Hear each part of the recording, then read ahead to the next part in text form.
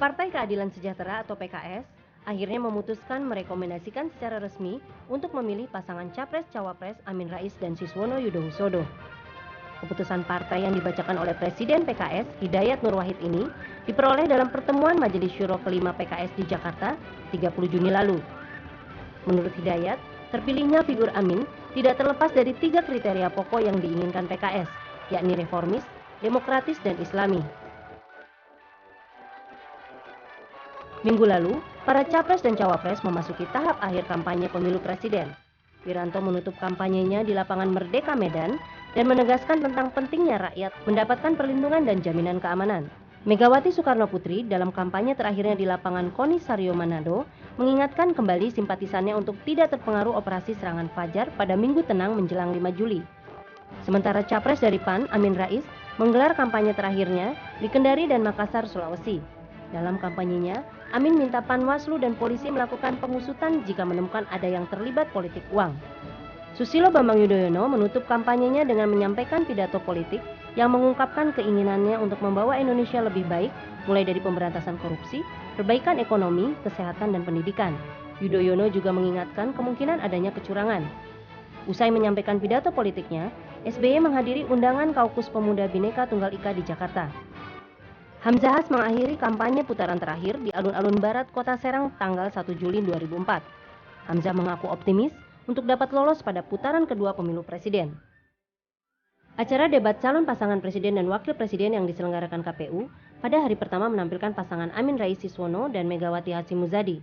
Meski secara keseluruhan acara debat berjalan baik, namun dinilai beberapa kalangan kurang maksimal karena kedua pasangan calon kurang dapat saling merespons jawaban dan masih dianggap tak mampu mengeksplorasi platform Capres-Cawapres. Dalam acara debat berdurasi 1,5 jam tersebut, tampil sebagai panelis adalah peneliti dari LIPI Ikrar Nusa Bakti, pakar hukum pidana UI Harkristuti Harkrisnowo, Dekan FEUI Adityawan Chandra, Rektor Undip Eko Budiharjo. Berbeda dengan dialog Capres-Cawapres hari kedua yang menampilkan pasangan Hamzah Agum, SBY Yusuf Kala dan Wiranto Gusola, dianggap lebih baik dari hari pertama, baik dari sisi substansi maupun teknis penyelenggaraan. Dalam dialog, juga terjadi beberapa perbedaan pendapat antar pasangan calon. Lembaga Penelitian, Pendidikan, dan Penerangan Ekonomi dan Sosial atau LP3ES bekerja sama dengan The National Democratic Institute for International Affairs atau NDI akan melakukan quick count penghitungan suara cepat hasil pemilihan presiden. Penghitungan suara cepat adalah untuk mendapatkan prediksi awal secara cepat dalam 24 jam setelah penutupan tempat pemungutan suara pada hari ini. 2.500 TPS dipilih secara acak, LP3ES menerjunkan 2 pemantau di tiap TPS, sehingga total ada 5.000 pemantau. Para pemantau melapor melalui 50 saluran telepon yang tersedia. Ketua Pemantau Pemilu Uni Eropa, Glenn Ford, juga menyatakan Uni Eropa mempersiapkan 230 pemantau di seluruh Indonesia. Bahkan menurut Sapta Putrayadi, Chairman Pusat Tabulasi Nasional Independen atau PTNI, masyarakat bisa ikut mengontrol penghitungan suara lewat jalur SMS. Solidaritas Perempuan atau SP Komunitas Jabotabek mengkampanyekan perempuan memilih pasangan capres dan cawapres yang memiliki program perempuan. Kampanye dilakukan melalui diskusi-diskusi dengan sasaran ibu rumah tangga dengan menjelaskan visi, misi, dan program kelima capres dan cawapres.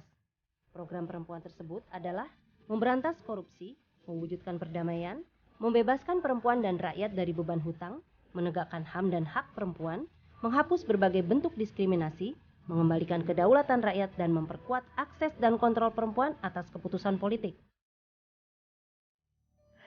Serangkaian peristiwa seputar pemilu telah membuka pertemuan kita dalam Perempuan dan Pemilu pagi ini yang kebetulan sekali bertepatan dengan Hari H pelaksanaan pemilu presiden putaran pertama tahun 2004.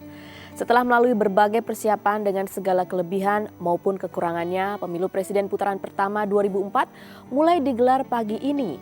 Tentunya kita semua selaku elemen masyarakat menyambut baik momen penting dan mengingat inilah pertama kalinya bangsa Indonesia diberi kesempatan memilih para pemimpinnya secara langsung. Satu sisi yang amat krusial dari pemilu presiden dan wakilnya secara langsung ini adalah bagaimana mengenali visi, misi, serta program yang diangkat. Pastinya setiap calon pemimpin tidak akan menjual kecap nomor 2. Semuanya berlomba-lomba menjual produk berupa visi, misi, serta platform yang menjanjikan, termasuk tentunya program-program yang berpihak kepada kaum perempuan. Sehingga para konstituen pemilih pun dapat menentukan figur pemimpin seperti apa yang akan dipilihnya. Nah, berbicara soal figur pemimpin, maka pagi ini saya Feni Rose akan mengajak Anda semua yang mungkin tengah mempersiapkan diri untuk mengikuti proses pemberian suara untuk bergabung bersama Perempuan dan Pemilu dalam topik bahasan menarik yaitu mencari figur pemimpin. Dan untuk membahas masalah tersebut akan hadir 2 orang sahabat perempuan. Mereka adalah Mbak Valina Singka dari KPU dan tentunya akan menjelaskan secara teknis tata cara pemberian suara pemilu presiden yang berlangsung sejak pagi tadi. Serta seorang aktivis perempuan yaitu Mbak Mira Diarsi. Karenanya tetaplah terus bersama kami di Election Channel Metro TV.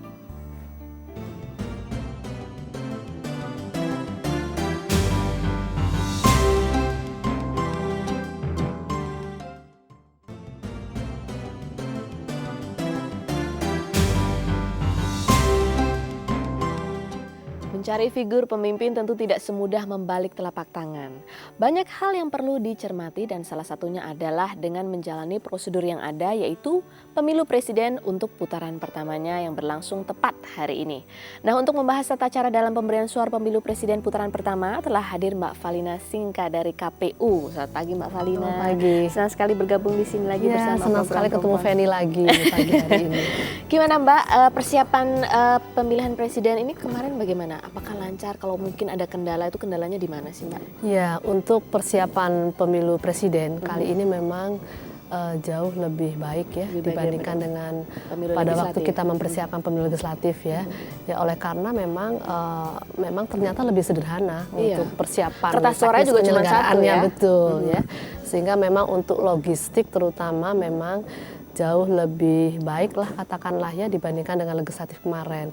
Karena memang yang mesti disiapkan oleh KPU itu karena sekarang tidak ada daerah pemilihan ya. Kalau dulu kan daerah pemilihannya itu lebih dari 2.000 daerah pemilihan untuk DPR, DPD, DPRD provinsi dan DPRD kabupaten kota. Sekarang daerah pemilihannya ya Republik Indonesia, seluruh Indonesia dari Sabang sampai Merauke.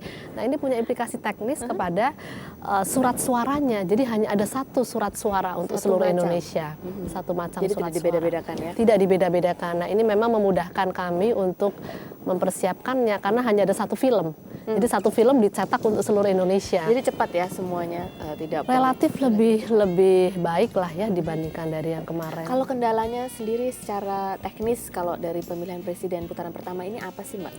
Secara teknis mungkin tetap masih ada kendala, misalnya untuk daerah-daerah yang sulit secara geografis ya, katakanlah seperti misalnya NTT ya, NTT itu kan daerah provinsi tapi itu kan antara satu kabupaten kota itu kan mesti menyeberang ya. Dan itu kalau ombaknya besar kan itu harus menunggu sampai ombaknya kecil atau di Sangiheta laut sana gitu ya, di Papua ya, di Maluku Utara. Jadi memang pada waktu pendistribusian surat suara itu ya memang harus menunggu ketika situasinya itu betul-betul aman ya. Cuacanya mendukung. Betul, ya, sampai betul. Misalnya untuk Kepulauan Mentawai itu di Sumatera Barat itu kan kapalnya hanya ada 1 minggu sekali setiap hari Senin. Jadi kalau gagal dari Kota Padang depan ke Mentawai itu hanya 1 minggu sekali. Jadi mesti menunggu gitu, menunggu ada kapal yang akan pergi ke sana yang seperti itu. Tapi alhamdulillah lah ya relatif sudah lebih baik dan semuanya itu sudah terdistribusi ya sampai ke tingkat paling bawah ya.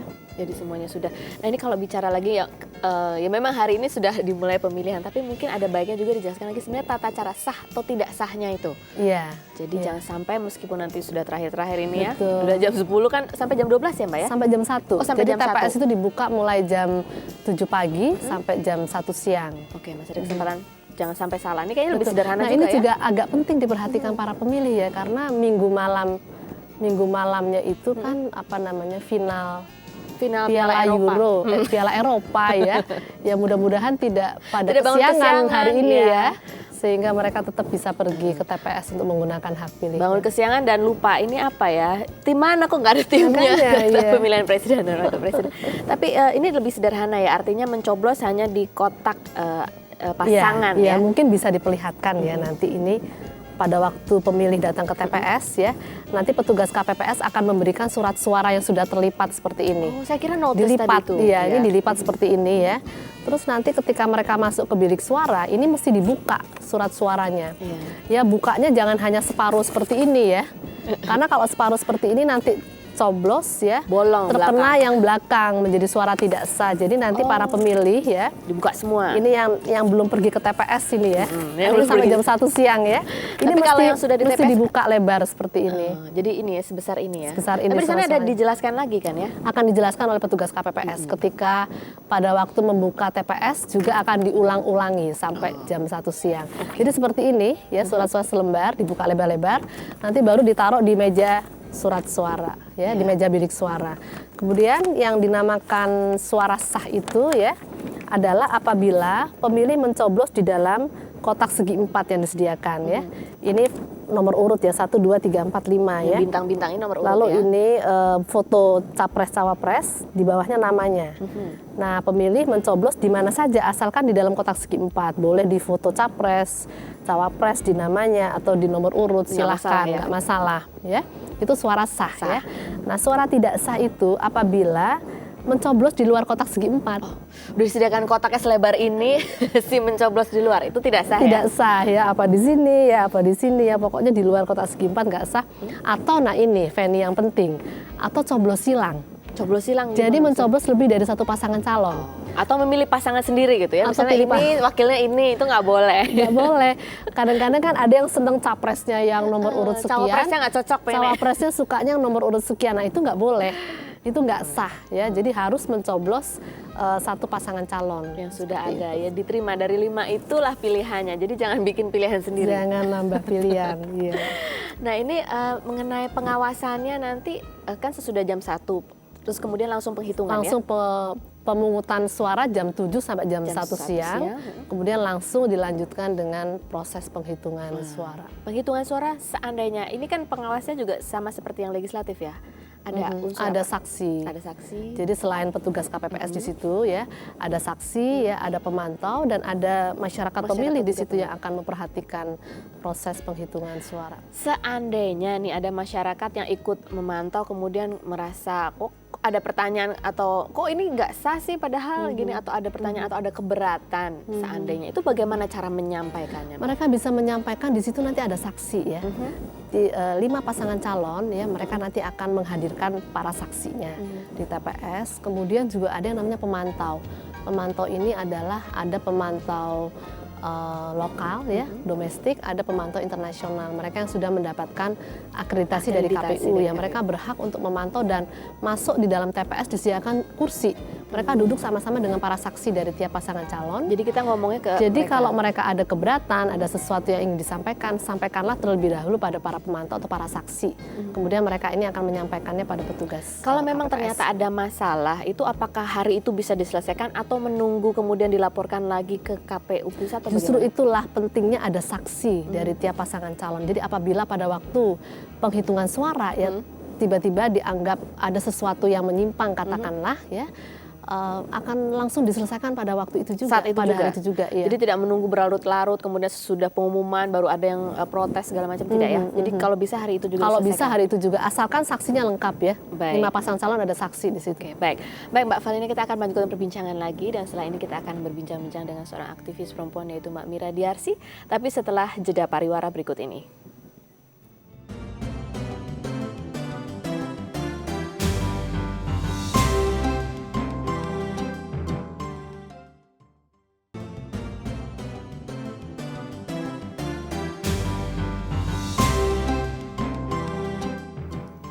Ya, mencari figur pemimpin. Tadi kita sudah berbincang-bincang dengan Mbak Valina, sekarang saatnya kita berbincang dengan Mbak Mira Diarsi. Selamat pagi Mbak. Pagi, Fen. Apa kabar? Baik. Sudah yakin ya? Tidak bingung lagi ya? Apanya tuh? Coblosannya tadi pagi. Yakin. Yakin. Aduh Mbak, ini kalau mencari figur pemimpin kayaknya memang harus sempurna, harus bisa menjadi teladan, harus bisa konsekuen. Kayaknya susah ya Mbak. Iya. Ya?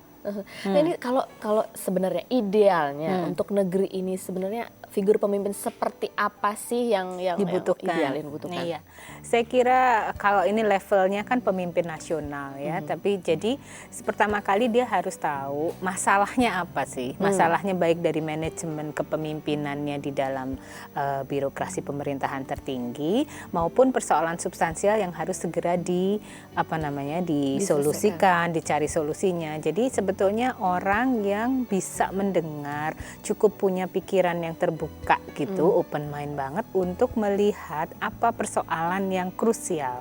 Dan kalau bikin prioritas mana yang diselesaikan duluan, mana yang mengikut, itu perlu kecerdasan dan perlu ketajaman yang barangkali kalau dia tidak punya sedikit tapi nanti punya segelombolan pembantu, segerombolan pembantu yang memang bisa melakukan fungsi itu. Jadi sebetulnya saya lebih melihat kepada keperluan yang sangat genting untuk memanage elit pemerintahan itu yang biasanya selama ini kita belum punya bagus tuh yang kayak gitu. Oh, belum punya bagus selama ini? Iya. Contohnya misalnya bisa lihat.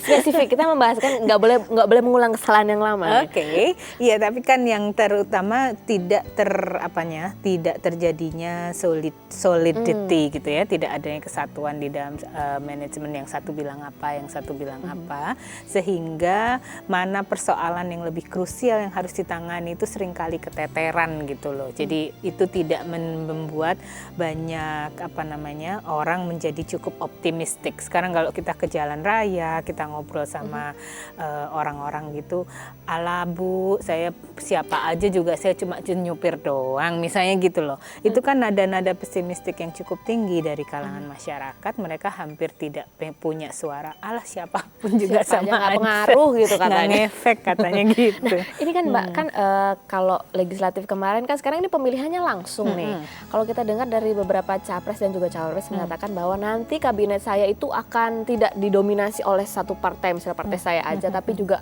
kolaborasi dari yang lain-lain. Nah, ini apakah bagaimana caranya nih supaya bisa kompak itu tadi, tidak yang ini punya menyuarakan ada kepentingan lain, yang ini dan lain sebagainya. Iya, mungkin itu pelajaran yang menarik karena selama 5 atau 6 tahun terakhir kita masih juga trial and error, uji coba untuk make dari yang disebut-sebut sifatnya sebagai kabinet pelangi. Justru karena tidak tahu background dan kultur kerja sebelumnya, menurut saya untuk menjadi satu kesatuan unit yang cukup kompak itu memang sulit dan waktunya tidak cukup untuk dijajaki. Dari kemarin rangkaian debat-debat itu kan pemaparannya cenderung visi misi yang setinggi langit gitu.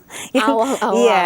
Dan saya juga agak heran tidak ada yang cukup menukik pada apa sih pengaturan manajemen di kalangan elit yang beliau cita-citakan itu nggak keluar. Jadi ya tidak heran kalau masyarakat luas kemudian punya anggapan sama aja sarua gitu. Semuanya sama kayaknya.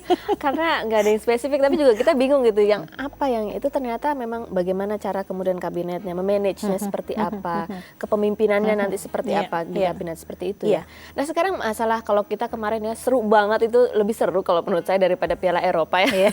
Kan debat capres dan cawapres selama 2 hari.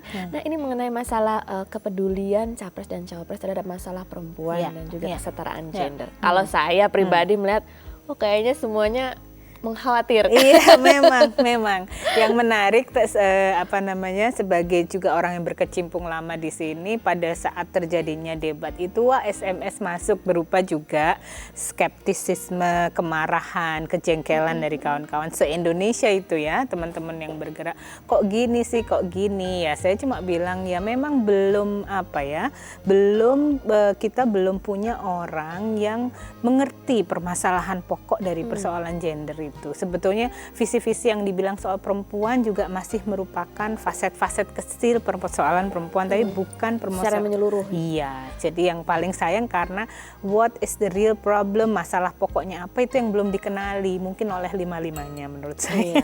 Itu tadi mungkin dimaksud dengan figur pemimpin itu harus bisa mengenali dulu masalahnya ya. Nah, pengenalan masalahnya aja masih agak ragu-ragu. Gara-gara itu satu. Kedua, saya juga melihat ada yang istilahnya ya, kalau bicara di tataran global ya, mungkin saya setuju ini ada masalah kendala budaya. Tapi begitu di pertanyaan yang lebih rinci lagi di bawah bertentangan dengan kata-katanya bahwa ini memang bertentangan budaya, itu satu. Yang kedua, ada yang bertentangan juga dengan apa yang dikatakan dengan apa yang dilakukan. Yang ketiga, ada yang tidak kompak antara calon presiden dan calon wakil presiden. Jadi saya jadi bingung gitu loh. Ini padahal ada kampanye ya, pilihlah untuk yang perempuan, pilihlah pasangan presiden dan calon wakil presiden yang mempunyai visi misi mengenai masalah kesetaraan gender. Ini bagaimana jadinya? Saya bingung nih, sampai saat ini saya masih Sebetulnya peletakan satu paket 2 orang aja boleh dikatakan sesuatu yang baru. Jadi orang juga sebetulnya belum dapat apa sih, kenapa sih kita harus pilih A dan B secara bersamaan. Dan orang barangkali juga tidak melihat A dan B ini nyatunya di mana. Itu soal. nggak boleh pilih sendiri sih soalnya. Jadi kalau tadi Pak Falina bilang boleh nggak pilih sendiri, mungkin ada juga yang pilih sendiri gitu. Ya. Jadi memang ini sesuatu yang mau nggak mau harus diterima ya. Tapi kemudian sebagai masyarakat pemilih gitu ya, pasti ada juga yang mengatakan karena ini kita memilih langsung kan artinya kontrolnya juga nanti pertanggungjawabannya juga secara langsung kepada rakyat. Nah ini bagaimana seandainya ada tadi janji-janji begitu muluk karena saking muluknya sehingga mungkin agak susah juga dicapai gitu loh. Ini bagaimana kemudian? Balik tadi ya ke isu perempuannya, karena menurut saya masalahnya memang belum tergali gitu. Jadi barangkali masih merupakan PR yang cukup besar untuk siapapun terpilih dan kabinetnya tentu saja untuk pertama kali bisa mendudukkan perkara secara apa yang dibutuhkan. Itu masih merupakan PR mendasar. Apa sih undang-undang atau pelindungan yang masih belum terjadi dan sungguh-sungguh dibutuhkan. Jadi saya kira perlu penggalian dan pembelajaran, banyak sekali harus belajar supaya bisa mengarah dan menjawab kepada persoalan nasionalnya. Baik, sekarang berapa lama waktu yang bisa kita berikan sebagai masyarakat untuk figur pemimpinnya belajar? Wah itu yang ahli Falina saya kira ya. Tapi kan orang ngasih suka 100 hari, 3 bulan gitu. Ya let's see lah apa yang bisa dibuat. Susah ternyata jadi pemimpin bangsa ini ya, belajar harus cepat. Baik Mitra Perempuan, kita akan melanjutkan perbincangan lagi setelah ini. Jadi jangan kemana-mana, tetaplah bersama kami di Perempuan dan Pemilu.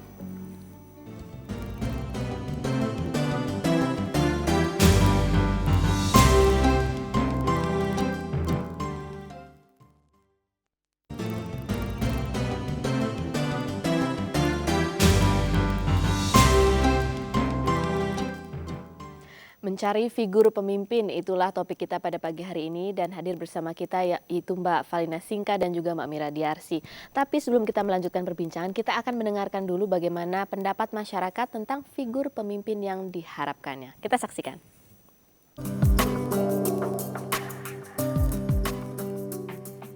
Kalau menurut saya sih, saya ingin pemimpin yang bisa memimpin diri sendiri, memimpin rakyat banyak, dan dia harus memiliki moral yang baik, dan juga mesti harus bisa menyalurkan aspirasi rakyat.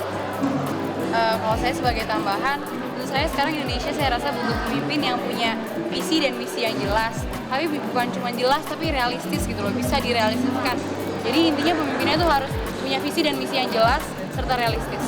Kalau menurut saya presiden untuk Indonesia saat ini pertama harus berani, kedua harus jujur, ketiga saya pengen presiden sekarang ini berwibawa dan wawasannya luas. Ya, menurut saya presiden yang baik untuk Indonesia adalah presiden yang bersih, jujur, cerdas, bertanggung jawab, religius dan amanah. Selalu mendengarkan suara hati rakyat karena tanpa rakyat itu dia itu tidak ada apa-apanya. Saya juga setuju sama pendapat mereka berdua. Tapi yang lebih saya utamakan mereka tuh presiden yang baik itu harus lebih down to earth, lebih membumi. Jadi dia tuh lebih mengenal bagaimana masyarakatnya. Percuma kalau dia hanya bisa memimpin tapi dia tidak tahu akan keadaan di bawahnya. Yang pastinya pemimpin yang baik itu yang bertanggung jawab dan mau mendengarkan aspirasi rakyatnya gitu. Dan saat ini mungkin Indonesia benar-benar terpuruk dan butuh figur seorang pemimpin yang benar-benar bertanggung jawab.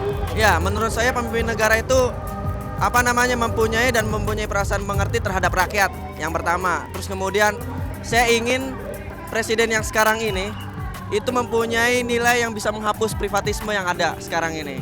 Karena nilai privatisme ini dari 5 calon presiden itu tidak ada yang menggerakkan ini. Ya, kalau bisa yang jujur ya. Ya, saya mengharapkan presiden nanti itu yang cukup bijaksana, arif ya, mengerti perasaan kemauan masyarakat di sekitarnya.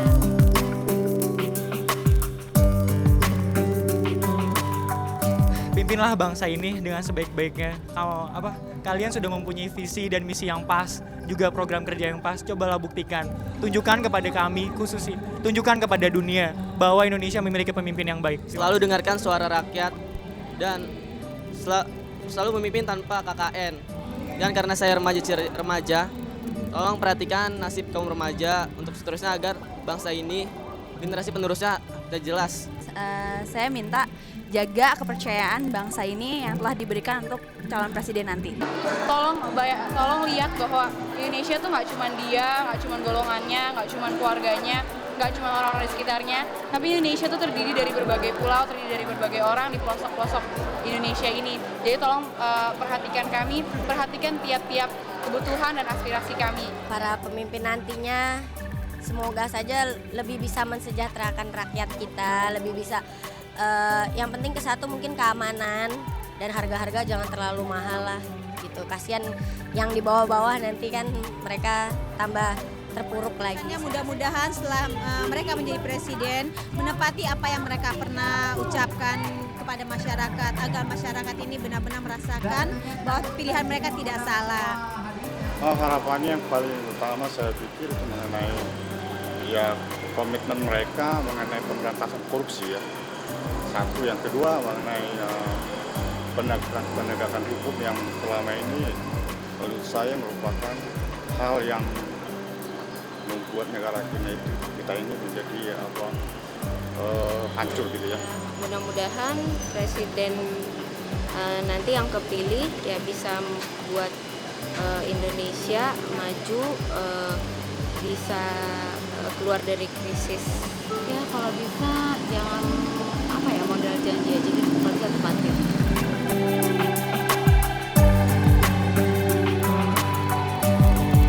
Menurut saya sih mendingan turun aja dan ganti pemimpin yang baru yang lebih bagus. Saya juga kalau misalnya janjinya ternyata cuma janji basi doang, nggak terlaksana, sebaiknya segera diturunkan saja, diadakan pemilihan terbaru untuk memilih calon yang lain yang mungkin lebih berpotensi dan lebih jujur, lebih bisa terbukti menjalankan semuanya dengan lebih baik. Sebaiknya saya pikir ya mereka malu dan ya seperti yang mereka janjikan, kalau mereka tidak konsekuen dengan apa yang diucapkan ya sebaiknya mundur gitu. Kalau ingkar kita harus, kan mereka udah berani berjanji, seperti contohnya Pak Amin Rais berani membuat di atas kertas, nah kita bisa menuntut. Mungkin dikembalikan lagi kepada rakyat. Kalau dia ingkar, menurut saya ya ganti lagi, jadiin lagi, ganti lagi, jadiin lagi, ganti lagi, jadiin lagi sampai ketemu orang yang benar-benar cocok atau pas untuk Indonesia. Kita harus turunkan dia dan cari yang lebih pas untuk memimpin bangsa Indonesia. Tapi jika tidak ada yang cocok untuk memimpin bangsa Indonesia, saya siap untuk memimpin bangsa Indonesia. Setuju banget sama kayak mereka berdua, mereka harus lebih konsisten akan janji-janjinya. Coba buktikan gitu, kalau mereka emang nggak sanggup atau nggak mampu untuk memimpin bangsa ini, masih banyak generasi-generasi penerusnya yang lebih muda, yang lebih cerdas, yang bisa lebih responsibel terhadap keadaan bangsa sekarang ini. Saya mohon harus turunkan. Kalau nggak diturunkan, menjahat itu namanya presiden. Nih bagaimana Mbak? Kita sebelum membahas lebih jauh mungkin singkat saja. Sebenarnya kalau ingkar janji itu bisa diturunkan dan bagaimana mekanismenya Mbak? Ya, enggak nanti yang ahli politiknya ya, tapi menurut saya harus itu suara anak muda semua dan sangat kritikal. Saya senang dengarnya anak-anak muda bisa bersuara begitu. Tapi memang harus dibuatkan satu mekanisme yang jelas. Jadi belum ada? Nggak tahu tuh, Ibu ini yang ahli sebetulnya. Iya, memang di dalam undang-undang politik kita ini yang mengatur mengenai ini kan di Undang-Undang Mahkamah Konstitusi ya.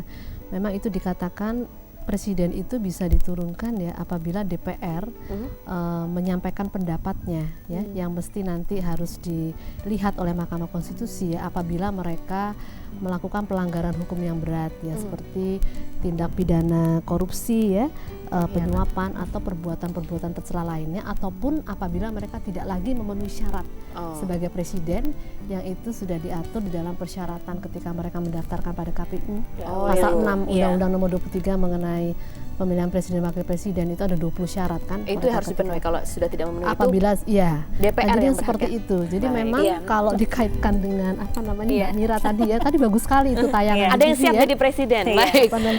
Masalahnya sedikit aja, itu baru substansi hukumnya. Kita juga mudah-mudahan dengan pilih langsung itu juga memulai menciptakan budaya lebih kritis. Orang juga mampu gitu berani bicara untuk mengatakan bahwa dia sudah tidak pantas. Baik, ada banyak generasi muda yang sudah siap untuk menggantikan kalau menjadi pemimpin tampaknya. Dan kita akan melanjutkan perbincangan setelah ini, jadi jangan kemana-mana, tetap di Perempuan dan Pemilu.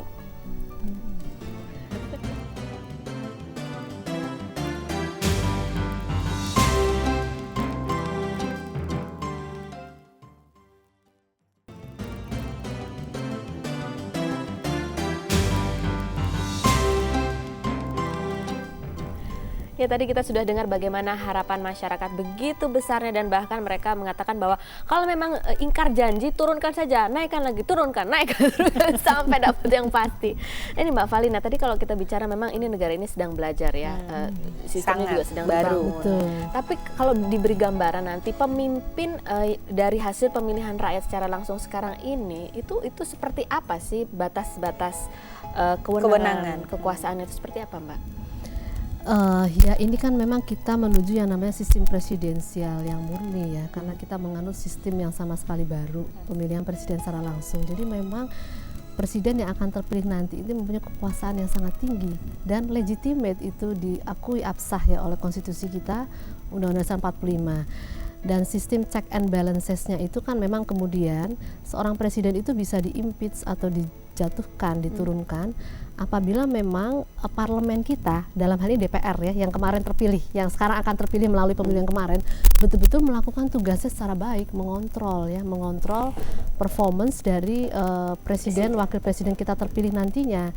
Cuma kan memang di dalam undang-undang kita itu kan memang tidak ada pengaturan ya, apabila ingkar janji bisa diturunkan. Seperti saya katakan tadi kan di dalam Undang-Undang Nomor 24 mengenai Mahkamah Konstitusi itu dikatakan bisa diturunkan apabila mereka memang melakukan pelanggaran hukum yang berat seperti tindak pidana korupsi, penyuapan atau perbuatan tercela lainnya ya, atau dianggap tidak lagi memenuhi syarat. Jadi memang Mbak Feni, dengan pemilihan secara langsung ini tuh memang kemudian masyarakat kita memang harus berhati-hati ketika melakukan pilihan. Ya. Aduh, ini masih ada beberapa jam untuk memilih, jadi memang betul-betul harus berdoa dulu. Memilih yang tepat ya, karena mereka akan memimpin selama 5 tahun ke depan. Jadi ingkar janji itu bukan pelanggaran hukum berat ya? Artinya apabila mereka tidak mampu memenuhi janjinya, masyarakat bisa meninjau ulang kontrak sosialnya nanti pada 2009. Dengan cara apa? Dengan cara tidak memilih mereka kembali 5 tahun kan seperti itu. Makanya kan penting sekali masyarakat pemilih itu bisa mengetahui betul-betul visi misi program yang terukur katakanlah, sehingga bisa diukur apakah program yang ditawarkan itu mampu mereka realisasikan selama 5 tahun ke depan atau tidak. Yang selama 5 tahun itu gimana? Masa mesti nungguin dan nunggu dulu 5 tahun jelek gitu sampai ada pemilihan lagi. Ada nggak mekanismenya supaya masyarakat yang sudah kritikal tadi, udah kritis tahu, oh iya ini udah nggak benar, udah agak melenceng. Ada nggak mekanisme bantu untuk monitoring ya, pemantauan gitu? Kita punya DPR. Jadi melalui DPR itu kan salah satu tugasnya adalah melakukan kontrol ya, pengawasan terhadap eksekutif. Ya, jadi yang mengontrol DPR, presiden. Masyarakat yang mengontrol parlemen. Ada partai politik, ada masyarakat. Itu betul-betul harus cross fingers. Betul. Kita harus memang betul-betul harus berdoa nih dalam pemilihan ini betul-betul supaya memang yang benar. Kan masalah janji-janji tadi ya, Mbak Mira juga tadi menjelaskan bahwa itu ya tinggi sekali di awang-awang. Jadi nanti kalau ditagih, mana janjimu gitu, ya kan ini jangka panjang, jadi saya harus dipilih lagi supaya itu terpenuhi, seperti itu Mbak. Belum kelihatan katanya gitu. Tapi suara anak muda tadi ya, saya pengen mengingatkan, mereka betul-betul sudah down to earth, artinya satu, tahu deh problemnya apa. Nah ini yang belum keluar kemarin selama masa kampanye, pengetahuan yang sangat jelas terhadap problem permasalahan baik yang kebangsaan, baik manajemen di kalangan eksekutif kayak gitu belum tampak. Jadi ya mungkin kalau ada masyarakat yang masih sangat pesimistik atau ragu-ragu, itu merupakan refleksi atau cerminan dari apa yang mereka suguhkan selama ini. Jadi istilahnya mungkin kalau kita mengeja dari kata-kata harus mengerti rakyat gitu, memahami keinginan rakyat itu sebenarnya adalah untuk mengetahui persoalan mendasar masing-masing persoalan. Dan apa solusinya supaya bangsa ini ya dengan segala pembelajaran barunya tetap bisa jadi satu track gitu kan ya, ke arah yang lebih demokratis katanya, lebih adil katanya. Jadi memang kalau ternyata kita dengarkan tadi bahwa memang butuh yang tidak terlalu muluk gitu ya, tidak terlalu global tapi realistis bisa dicapai. Satu, kemudian yang kedua adalah sadar bahwa yang namanya masyarakat itu bukan hanya golongannya, bukan hanya keluarganya, bukan hanya partainya mungkin gitu. Nah ini juga hal yang menarik gitu. Apakah kalau kita lihat dari pemimpin-pemimpin yang terdahulu, apakah mereka masih menganggap visinya itu belum bangsa Indonesia ini kan sangat beragam gitu. Kalau dari Mbak Mira, Saya nggak tahu, saya cuma mau analogikan dalam skop kepemimpinan di Komisi Nasional di mana saya bekerja, itu terbukti bahwa membawa banyak suara dari wakil etnis, wakil usia barangkali juga itu memberi pelajaran bahwa beberapa kepentingan bisa terakomodir dari situ. Kalau hanya satu golongan cenderung didominasi oleh orang-orang tertentu dari partai tertentu, itu sudah pasti akan membutakan kita untuk melihat problem yang sebetulnya. Nah, istilahnya hanya bisa melihat di satu sisi bagian saja ya. Iya, Jadi iya. memang ini kalau dalam pembentukan kabinet juga dibutuhkan yang memang heterogen. Iya, dan penguasaan di bidangnya itu yang juga Itu yang penting, paling penting penguasaan di bidangnya. Iya. Baik, ini sayang sekali waktunya sudah habis, Mbak Mira. Terima kasih, Mbak Sama-sama, Farina. Terima terima kasih. Sukses untuk Anda berdua, dan marilah kita berdoa bersama-sama semoga pemimpin, siapapun pemimpin bangsa yang terpilih dari pemilihan presiden secara langsung ini, atau mungkin juga nanti baru terpilih di tahap kedua, semoga memang benar-benar yang layak, yang bisa memegang teguh amanat rakyat ya, dan Mantap. tahu persoalan sesungguhnya itu apa, dan bisa memenuhi janji-janjinya yang realistis tentunya. Baik, setelah ini saya masih akan kembali, jadi jangan kemana-mana, tetaplah bersama kami di Election Channel Metro TV.